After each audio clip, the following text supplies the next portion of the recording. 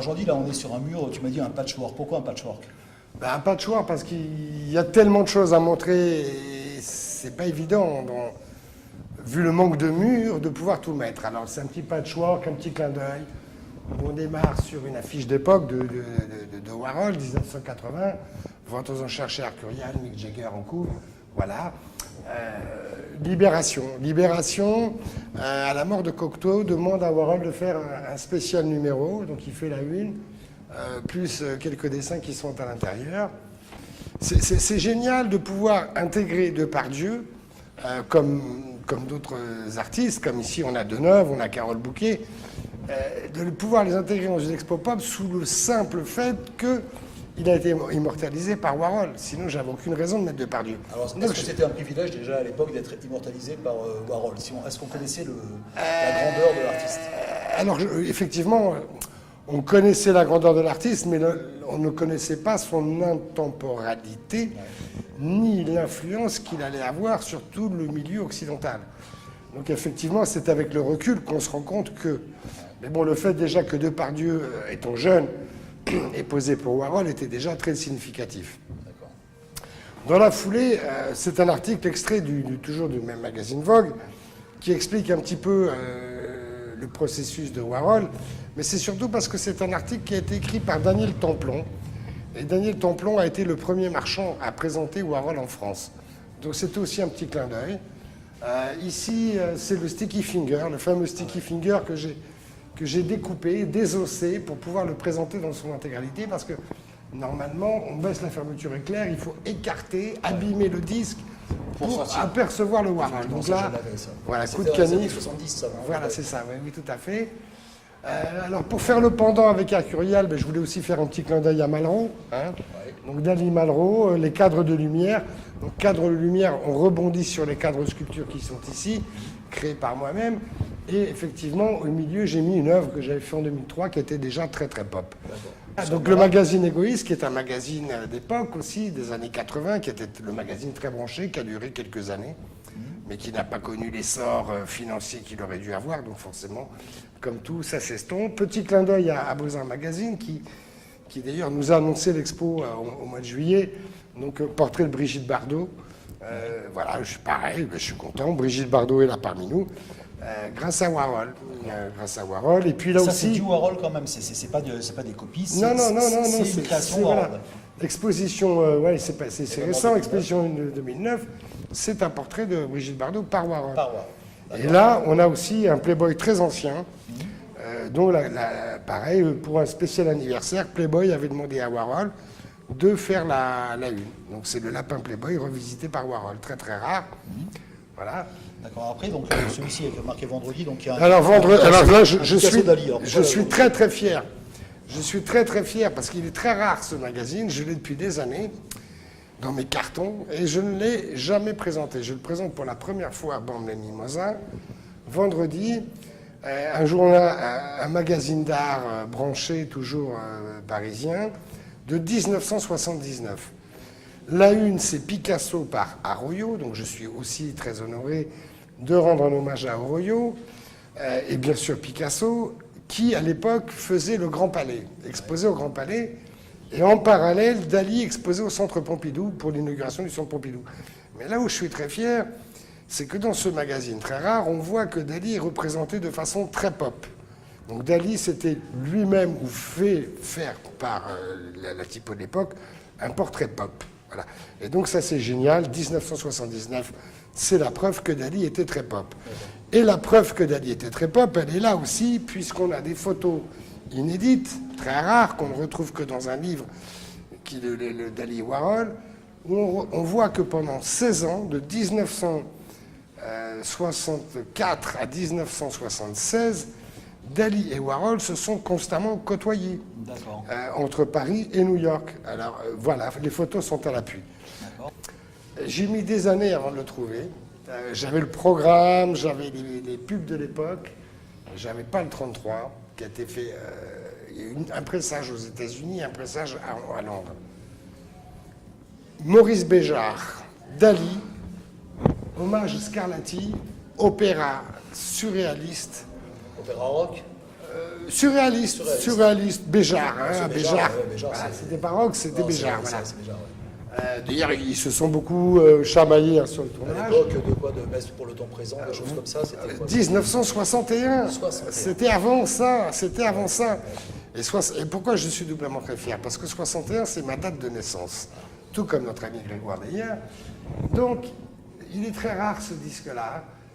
C'est une toute petite édition. 1961 au théâtre La Fenice à Venise. À l'époque où le théâtre La Fenice, c'était le plus grand théâtre au monde. C'était avant cet incendie dévastateur qu'il a eu. Je suis allé par là-haut à La Fenice par la suite. Bon, tout le monde m'a dit, c'est pas le Fenice d'antan. C'est magnifique, c'est somptueux, mais voilà. Donc, il est historique. Il est historique. Et donc, la pochette a plusieurs pages intérieures. Je n'ai pas pu toutes les présenter. Parce qu'en plus, c'est du recto verso. Ils ont des grandes œuvres en plus de Dali, c'est énorme. Et donc là aussi, je rebondis sur une autre affiche qui est très rare. 1975 à Paris, où Dali fait sa première exposition photo d'art D'accord. avec Marc Lacroix et Robert Descharnes. Ouais. Voilà, et l'affiche d'époque est signée. Voilà. Donc c'est très très rare, c'est la preuve que de son vivant Dali avait instauré déjà la photo d'art à une époque où la photo n'était pas reconnue comme œuvre d'art. Ouais.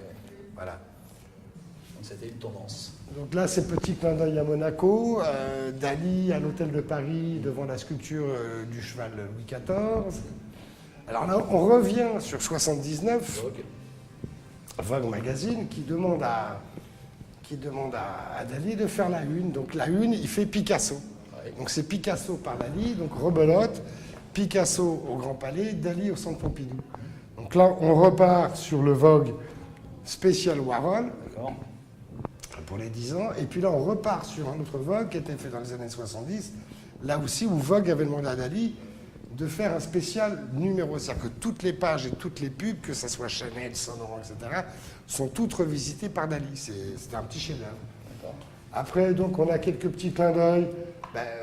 Petite soirée parisienne. Voilà, Dali Warhol, Warhol John Lennon. Ouais. Là, c'est une photo originale de Robert Descharnes, qui était le photographe de Dali, et ami et secrétaire. Donc, Dali, Alice Cooper et Andy Warhol, c'est à New York dans les années 70. Là, petit patchwork entre toujours Alice Cooper, parce qu'Alice Cooper a été modèle de Dali, et puis Liza Minnelli, parce que Liza Minnelli, nous allons revenir sur Liza Minnelli un peu plus tard. D'accord.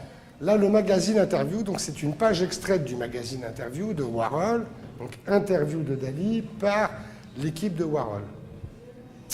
Alors, toujours sous contrôle de Warhol qui avait cette passion. Bien sûr, C'est toujours du sous journalisme contrôle. de l'image. En fait, il aimait bien produire les images, les réaliser. En fait, il se mettait en scène. Oui, Avec totalement. Dali, en fait, avec Oui, ses oui. amis. Mais en fin de compte, Dali a ouvert la voie. On va le revoir un peu plus tard, mais Dali était d'abord était le père de l'automise en scène, le père de l'autopromotion, et il était même le père du pop art, le père annonciateur du pop art avec Marcel Duchamp d'un côté, et même Picasso. C'est pour cette raison que Picasso a sa place aussi dans cette expo, parce que dans les livres très pointus est bien expliqué que les mouvements et pères annonciateurs, Duchamp, Picasso et Dali, D'accord. ont amené le lié, pop art à cette c'était voie-là. lié, très lié. Alors, on a aussi dans l'expo un clin d'œil à toutes ces pochettes d'artistes. Toutes ces pochettes de disques créées par des artistes. Et Tachène a sorti un très beau livre. J'ai ce disque depuis des années, et j'ai découvert dans ce livre qui est sorti il y a quelques mois, que le premier disque dont la pochette a été faite par un peintre, c'est en 1955, et c'est Dali. Le rock'n'roll n'existait pas encore, et la pop musique encore moins. Donc là, une fois de plus, c'est Dali qui a ouvert la voie. Et là, j'étais très content de l'apprendre. Alors ensuite, on a quelques photos et cadres de sculpture. Donc ça, ce sont mes créations, ce sont des pièces uniques. Et à l'intérieur, à chaque fois, ce sont des photos originales d'époque, dont une est même signée. Dali s'est signé sur le nez. Et ça, c'est une photo de Robert Whittaker, qui était le photographe des Beatles, que nous avons déjà vu. D'accord. Alors ici, édition très limitée, très très limitée. Je suis très très fier parce que c'est un picture disque de collection, Sony Music, sur 250 exemplaires. C'est un best-of. C'est carrément une édition limitée. C'est marqué dessus, c'est Voilà, pour ça que je dis que c'est best-of, voilà. un best-of. Donc, le picture disque qui est imprimé recto verso avec cette peinture-là et la pochette vice-versa. Ouais. Donc j'ai choisi cette présentation. Mais ce que je voulais surtout montrer, c'est le lien et les similitudes qu'il pouvait y avoir aussi avec des pochettes de disques de Dali, très très rares aussi. Donc là, les visuels sont faits par Marc Lacroix. Donc voilà, on retrouve un lien. Hein. Il y a vraiment un lien entre les deux. Le travail artistique. Ouais. Un autre disque dont je suis très très fier, c'est Superstar. Jésus-Christ Superstar. Voilà, Jésus-Christ Superstar. Voilà, c'est un disque très très rare. C'est un opéra rock à l'époque. Et voilà, donc en plus le Christ de Saint Jean de la Croix en couverture. C'est une photo ou c'est... C'est la photo du tableau. D'accord, mais par contre, oui, et le tableau qui a été réalisé par... Par Dali. Par Dali. Qui Oui, c'est Saint Jean de la Croix de Dali, c'est un des tableaux les plus célèbres que j'ai découvert cet hiver à Londres, puisque il y avait une très grosse exposition Dali, Marcel Duchamp à Londres, et ce tableau était présenté, parce que ce tableau ne sort jamais d'Angleterre. Hein, c'est une des œuvres les plus mythiques de Dali. Voilà, donc là on repart sur un autre portrait de Dali qui a été fait en 68 dans les studios de Reiger. Et puis là, reclin d'œil sur les trois, hein, toujours Dali, Warhol, Jackson. Alors en 1935, Dali est le premier peintre dans l'histoire du Times qui fait la une du Times. Ensuite, en 82, le Times demande à Warhol de faire un portrait de Michael Jackson, qui est devenu un portrait mythique, qui fait la une du Times. Et puis là, on est en 65, c'est un autre Times, où la une a été faite que par Warhol. D'accord. Donc c'est toujours le clin d'œil Dali, Warhol, Jackson, Dali, Warhol, Jackson. Là, on a un interview de Michael Jackson par Andy Warhol. Très très rare. Ce sont des pages qui sont extraites d'un interview, un spécial interview de 82, dont c'est Michael Jackson qui fait la une. Voilà. Donc très très rare de voir cette... là. Donc là, c'est une autre page qui explique, c'est en anglais, hein, Salvador Dali, le père du pop art, point d'interrogation. Et Warhol dit que, ben oui, quelque part, de par ses sculptures-objets qu'il faisait à ses débuts, Dali était quelque part le père du pop art. Mais Warhol n'a pas voulu dire oui, oui, c'est vrai, il est... Non, parce qu'il voulait quand même garder aussi cette paternité. Mais voilà. Par exemple, du fait de l'exposition qui est justement Dali-Warhol, Ouais. est-ce que c'est prononcé activement par tes soins le fait de lier complètement ces deux personnages, ou est-ce qu'à l'époque c'était vraiment tous les deux qui étaient en fait porteurs et novateurs Pas du dans tout. ce À type de- l'époque, ils étaient copains, ils se côtoyaient. Dali, avec les années, c'était le fer de lance. Warhol, à ses débuts, s'inspirait de Dali parce que Dali, c'était le plus grand à l'époque. Il a inventé tellement de choses au niveau Star System, etc. Et puis, pendant que l'un montait, l'autre vieillissait. C'est un rapport comme ça qui a duré 16 ans. Donc, ils ne mesuraient pas, ils ne pouvaient pas. Ils se sont mariés dans l'art quand même. Indépendamment Ils se sont mis d'eux, dans indépendamment d'eux, parce qu'il pouvait y avoir d'un côté ce copinage, mais il y avait aussi un petit peu cette rivalité qui existe toujours chez... Ouais, toujours. Je l'imagine, je ne peux pas l'affirmer à 100%, mais les photos sont très évocatrices. Quand on lit entre les lignes, qu'on voit certaines photos, il y a des regards qui ne trompent pas. Mais bon, voilà. Et là, on a des polaroïdes de Warhol signés Dali. Et là on arrive sur du Lennon alors qu'il... Alors là, il est mythique. Alors, on a plusieurs fois Lennon dans l'exposition parce que j'ai voulu montrer les différents pressages. Hein. Par exemple, ici, c'est un pressage qui a été fait en Inde. Il y en a un autre qui a été fait aux États-Unis. Il y en a d'autres qui ont été faits en Angleterre. Le Lennon de Warhol a été pressé dans tous les pays. Au monde, c'est un très gros pressage. Donc c'est un clin d'œil, une autre présentation que je voulais montrer, puisqu'en fin de compte, c'est la pochette qui est Alors, est-ce que ouverte en deux. c'était Lennon qui demandait à être justement un truc? Non. Lennon était décédé. Ça a pardon, été fait. Voilà. C'est en fin de compte, c'est à la mort de Lennon, Yoko Ono, toutes les chansons que Lennon avait écrites et qui n'étaient pas encore sorties, c'est Yoko Ono qui les a sorties. D'accord. Voilà, hein. Donc tout ce disque a été fait produit par Yoko Ono et la couve confiée à Lennon. D'accord. À Warhol, excuse-moi. C'est très très rare. C'est très très rare. C'est 68, en fin de compte, ça devrait être dans le coin 68 là-bas. Mais par manque de place, j'ai pas pu. C'est un carton d'invitation qui s'ouvre en deux. Ouais. Alors, il y avait à l'époque le carton d'invitation en petit format, comme tous les cartons traditionnels, mais pour les VIP, ils en avaient fait, je ne sais pas, quelques dizaines. Donc ça s'ouvre, c'est tout imprimé en sérigraphie, et si on regarde bien, toute la partie bleue et jaune, c'est en relief. Ça veut dire que c'est peint à la main. Et je pense que c'est Dali lui-même qui les a rehaussés à la main. Dali n'aurait pas laissé quelqu'un d'autre. Il n'y aurait pas eu De pareil. 200 mètres. Non, voilà, 200. Ouais, parce que en fin de compte, je suis passé du lien Michael à Dali sans rentrer dans le détail. Alors pourquoi Philippe Aki à l'époque déjà? Parce que Philippe Aki c'était quand même les relations des éditions de lui, New Look, Penthouse, etc. Et tout. Pourquoi c'était Parce que Philippe Aki avait aussi sa maison, il avait déjà Hachette, il avait sa maison de disques, et c'était un grand amateur de jazz, et c'était un grand admirateur de Dali.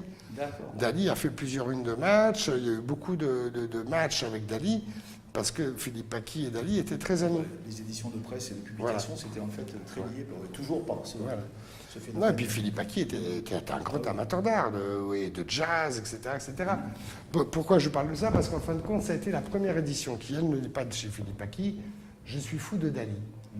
Je suis fou de Dali, donc c'est le premier pressage, et après, Philippe Aki a fait un deuxième pressage. Alors le slogan vient de qui? Je suis fou de Dali. Il n'y a que Dali. Ça vient de Dali. Ça vient de Dali, je suis fou de Dali. Je pense. C'est lui qui l'a créé, le slogan. Je pense. Je sais n'étais si pas dans les c'était à coulisses. l'époque ou non, mais Je n'étais on pas dans les n'a coulisses. logique, Voilà, n'est-ce pas? Ok, voilà. d'accord. Je pense. Alors, par contre, là, voilà, là on commence à être dans un autre aspect que j'ai pas suffisamment développé dans l'exposition, toujours par manque de place, et puis il manque les cartels pour exploser. Donc, ici, en 59, Dali, pour présenter son livre le plus cher du monde, l'Apocalypse, pour toujours surmédiatiser l'événement, se met en une combinaison hors cosmonaute. En 80, pour son World Tour, Michael Jackson se met en une combinaison hors cosmonaute. 59-80. Et après, on va passer sur d'autres liens, exactement les mêmes dates.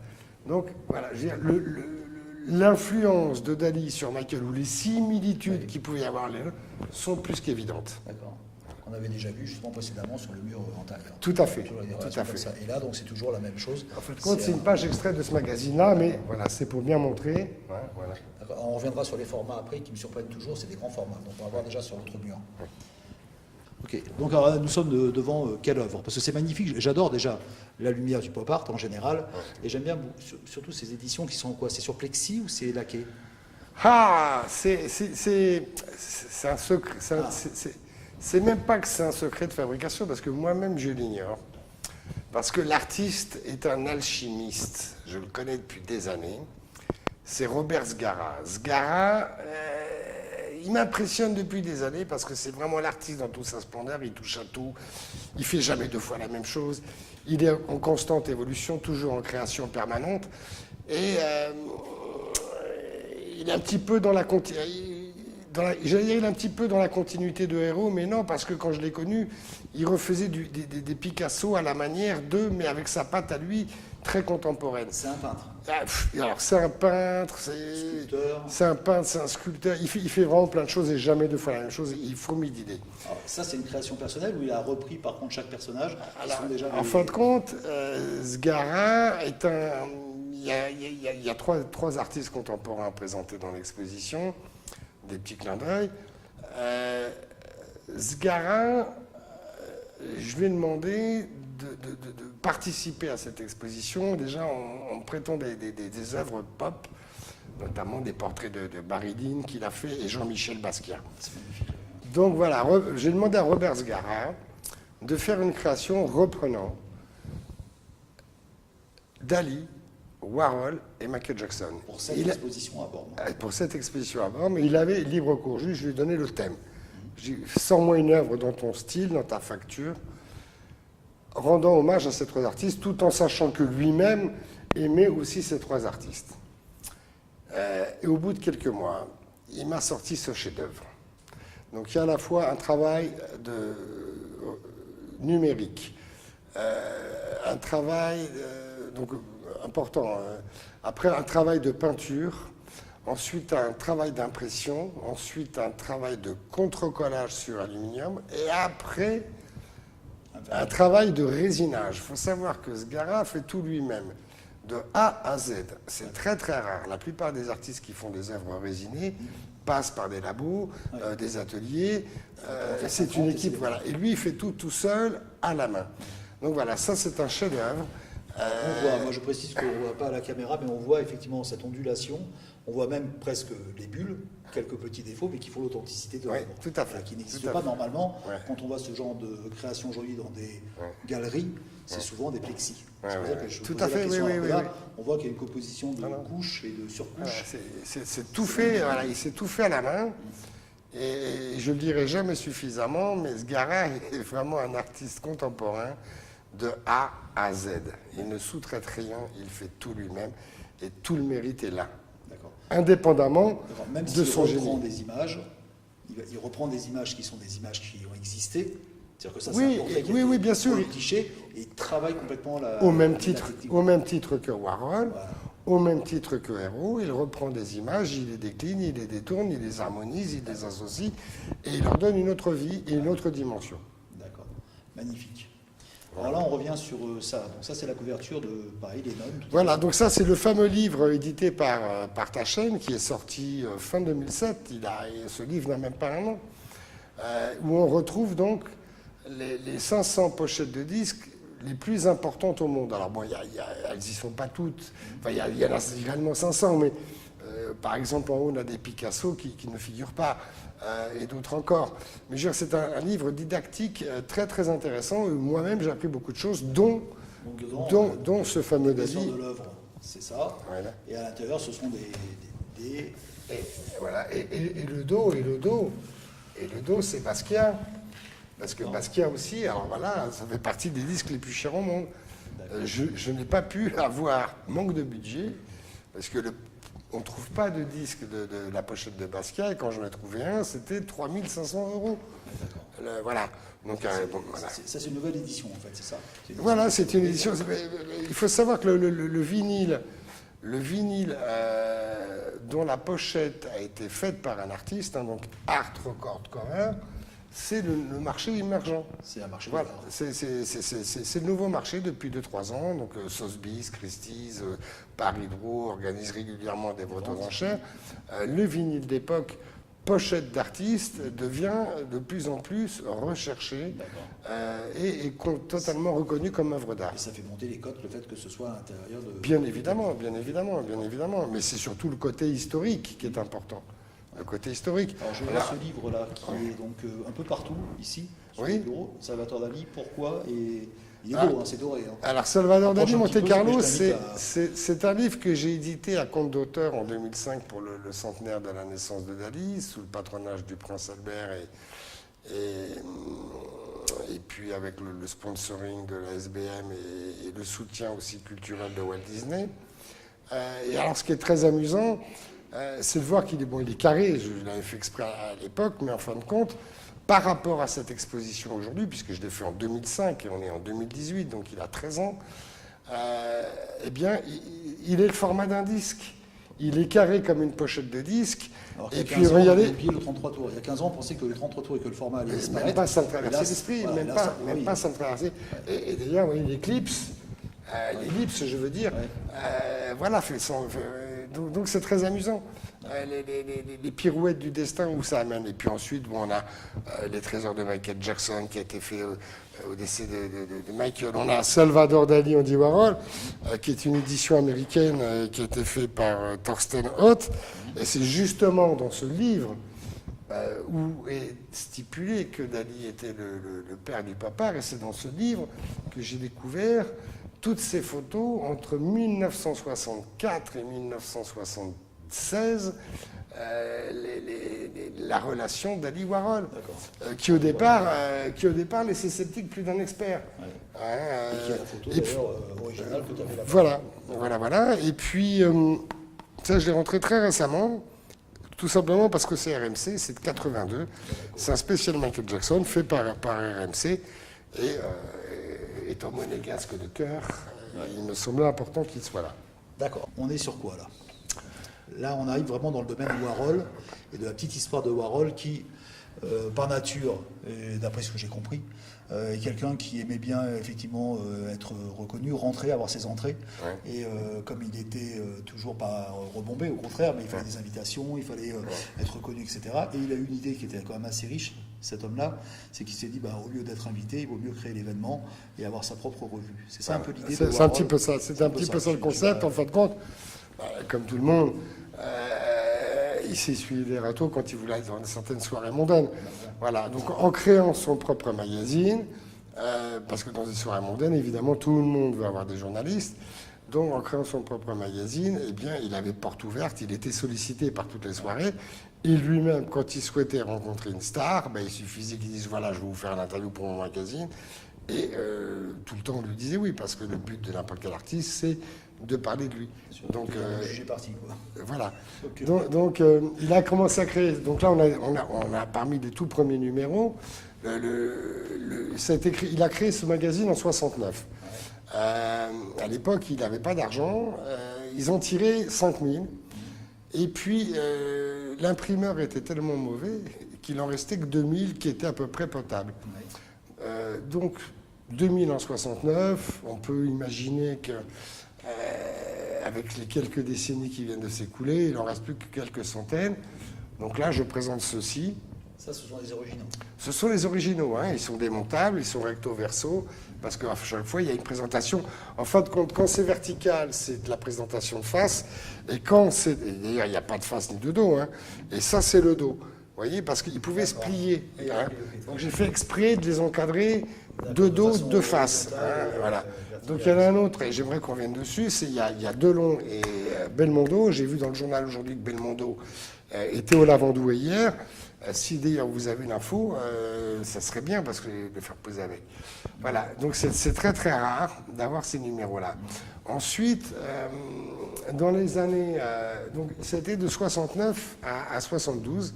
D'accord, mais on a aussi bien des conjugaisons entre très américains, James Dean, avec Elvis Presley. Et curieusement, ce qui est marrant, c'est qu'on revient tout à l'heure aussi avec Warhol qui connaissait Depardieu, et qui est justement la relation avec aussi Patrick Dewey et puis notre ami Miu, c'est ça, voilà. Qui était c'est très Frenchy et très... Oui, parce que au départ, son musée, c'était... Son magazine, c'était très axé cinéma. Oui. Et puis après, il s'est élargi. Donc, jusqu'à 72, et puis donc, courant 72, il passe à cette version-là, et il commence à se mettre en scène. Donc il y a un an, il se met en scène, très très rare ce numéro-là. On a aussi Dali, 73. Donc toute cette série-là, qui a duré de 72 à mi-76, on est dans cette version-là, on a y compris un Catherine Deneuve, qui est très très rare, on a des Liza Minnelli, qui sont très très rares. Il y a un Brigitte Bardot, que nous allons voir tout à l'heure. Et après, de 76, ils connaissent un tel essor commercial, il faut dire ce qui est. Le magazine marche de plus en plus. Et donc, ils passent à une autre version, jusqu'à 1987, date de sa mort. Mais il a continué dans cette version-là bien après. Et là, voilà, on est dans une autre version. Et chaque couverture... Quel que soit le photographe, parce qu'à chaque fois c'est un photographe différent, chaque couverture est revisitée par le designer Richard Bernstein. Donc c'est aussi un hommage à Richard Bernstein qu'on rend en présentant ces Warhol interviews des années 80, qui lui-même faisait les pochettes de Grace Jones. Là, on est sur un 33. Oui. En fin de compte, Richard Bernstein, parce que Grace Jones, il y a pas mal d'articles dans les interviews de Warhol. Je n'ai pas encore vu un... Si, j'en ai vu un, mais je ne l'ai pas. Je l'ai pas. Elle a fait la une d'un interview.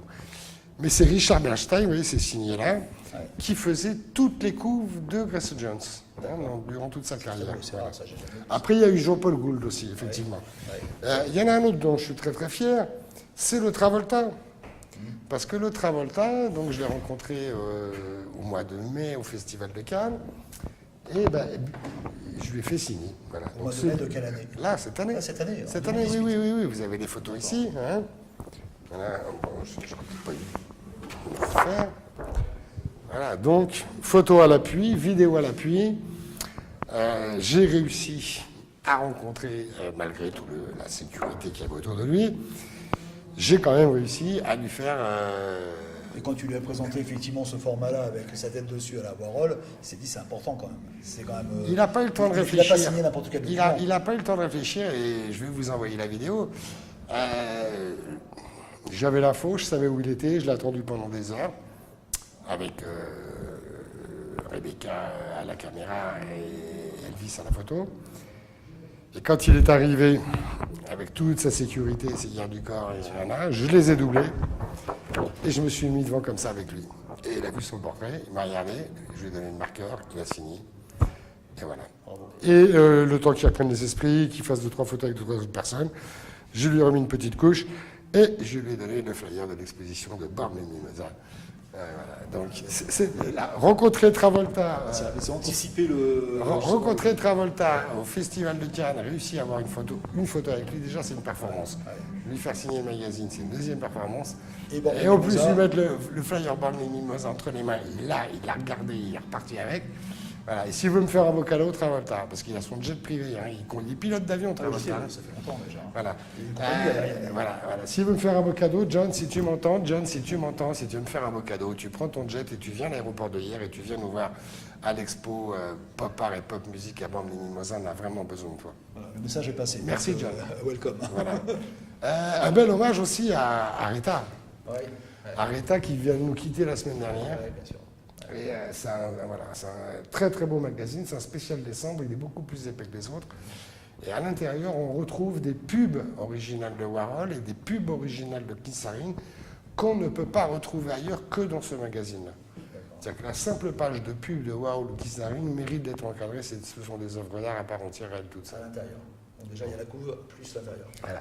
Alors j'insiste sur un point, hein, donc...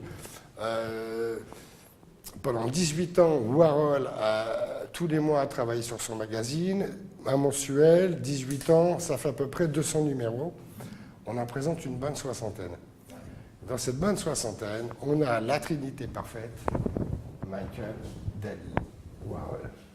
C'est pour ça que les trois cadres sont différents, avec un effet miroir qui justement renvoie au spectateur. Je suis dedans, je suis dehors, je suis dedans, je suis dehors.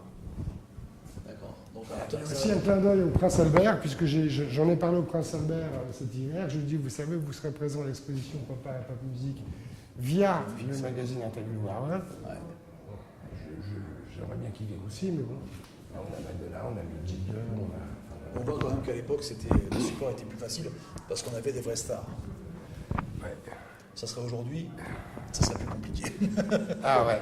Mais là où je suis très content, c'est ce mur. Vraiment, ce mur, parce qu'en fin de compte, beaucoup sont encore vivants, comme Carole Bouquet, par exemple, ou Mick Jagger, ou Madonna. Ouais. Mais Travolta, bien sûr. C'est de pouvoir, sur un seul mur, réunir tous ces gens-là, qui ne sont pas forcément pop, d'ailleurs, qui sont des artistes, mais pas forcément pop, mais le lien commun était justement la couverture de l'Interview Magazine.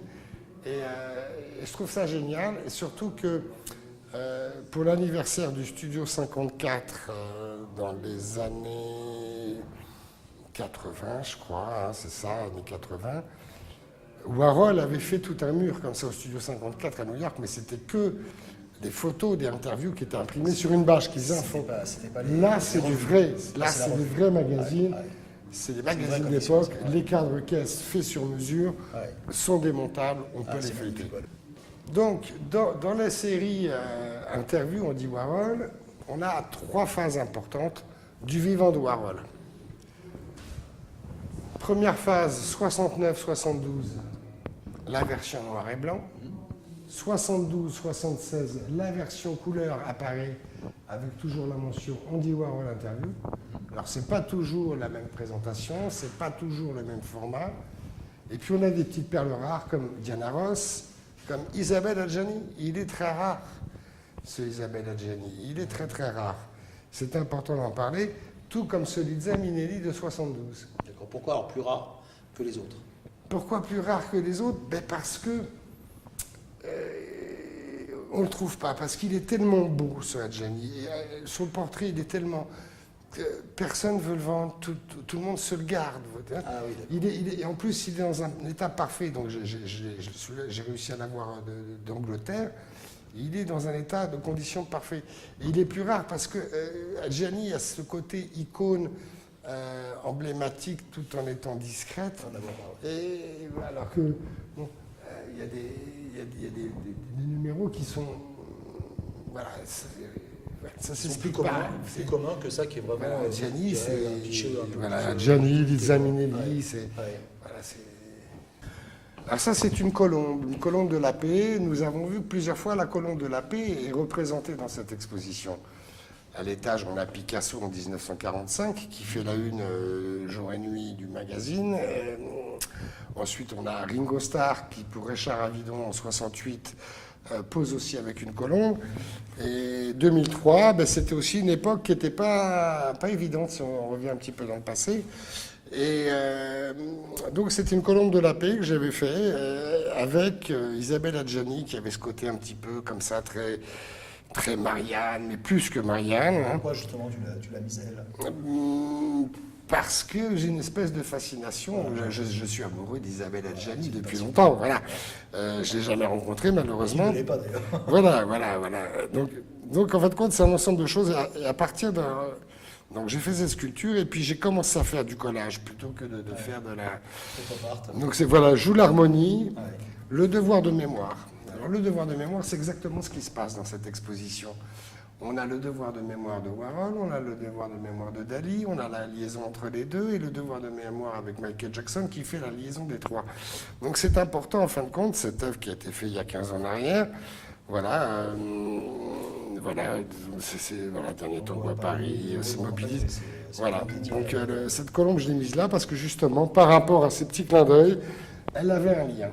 Elle avait un lien qui nous permet de rebondir donc, sur les disques dont les pochettes, là aussi, ont été faites par Warhol. Donc c'est des patchworks, c'est pas toujours dans le bon ordre de création, mais c'est dans l'ordre de l'harmonie de couleurs. Donc là, on a des séries de jazz, là, on a le Velvet Underground, là, on a The Smiths, ça a été fait avec les studios Warhol, on a Blondie, des Bihari, Warhol, Miguel Bosé, chanteur espagnol, Aretha Franklin. Alors Aretha Franklin qui vient de nous quitter, cette grande dame. Donc là, c'était un 33, là, c'est la version 45 tours. Et puis ça, c'était la fiche promo d'époque, c'était la fiche presse. Voilà, donc on a la date. Voilà, donc c'est des documents très rares. Warhol faisait autant de pochettes de disques. Voilà, oui, mais j'ai découvert aussi. C'est un des intérêts justement. Diana Ross qu'on a vu aussi sur Interview.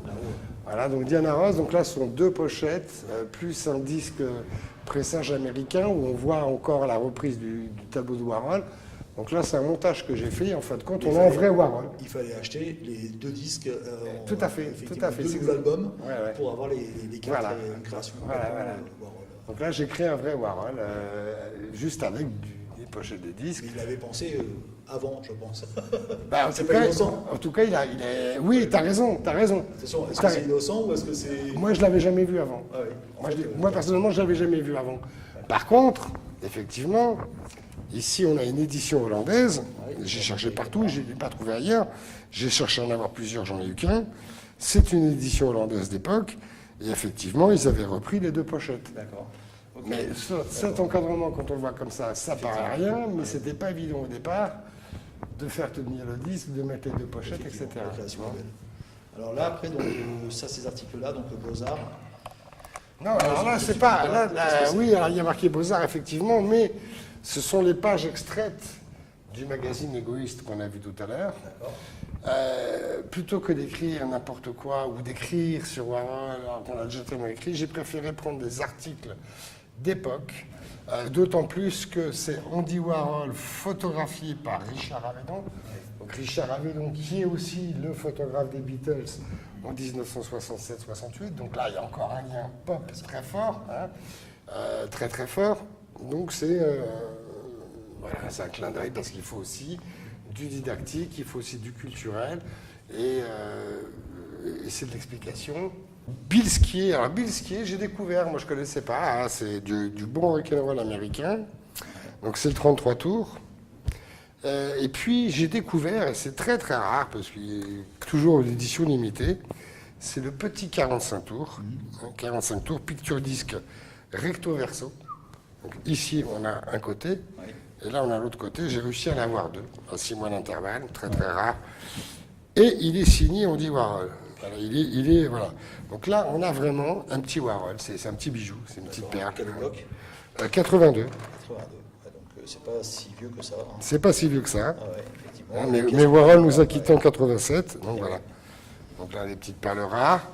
La rebelote affiche, en fin de compte, non, c'est des 4e de couve de magazines anglais. Donc là, c'était pour la sortie de Men Love, John Lennon, toujours la couverture de Warhol. Donc ça paraît rien, mais c'est des choses qu'on ne trouve plus aujourd'hui. C'est très très rare. J'adore ça. On va passer directement à ça tellement j'aime. Oui. Alors là, voilà, les Rolling Stones, Love You Live, la couverture par Warhol. Mais dans un deuxième temps, j'ai aussi l'édition japonaise qui est fabuleuse. Voilà, donc The Rolling Stone, Love You Live, c'est recto verso. Hein, deux visuels de Warhol très différents. Le Sticky Finger, on le connaît tous, on l'a vu tout à l'heure, donc là c'est la version... Il y a eu plusieurs éditions, j'ai l'impression, parce que là il y a un zip qui est... Oui.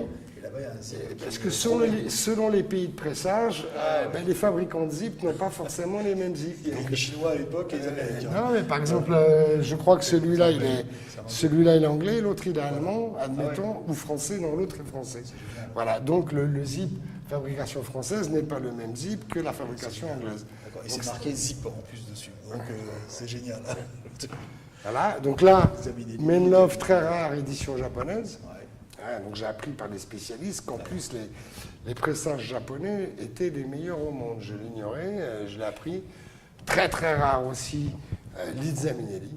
Donc là, je suis très très fier de Zis parce qu'il est introuvable. C'est une toute petite édition. Puis c'est un très beau portrait de Warhol.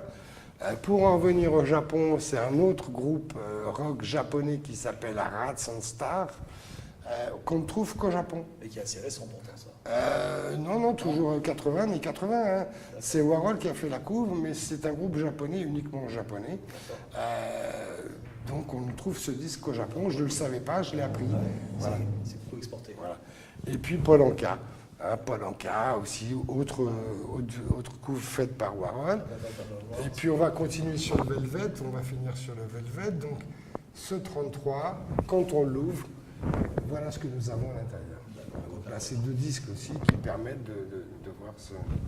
Ce qui devait être sponsorisé d'ailleurs par Coca-Cola à l'époque. Ouais. Certainement. Ouais. Magnifique. Ouais, ils auront bien trouvé un compromis. Ouais, magnifique. Ouais. Merci beaucoup. Merci à vous.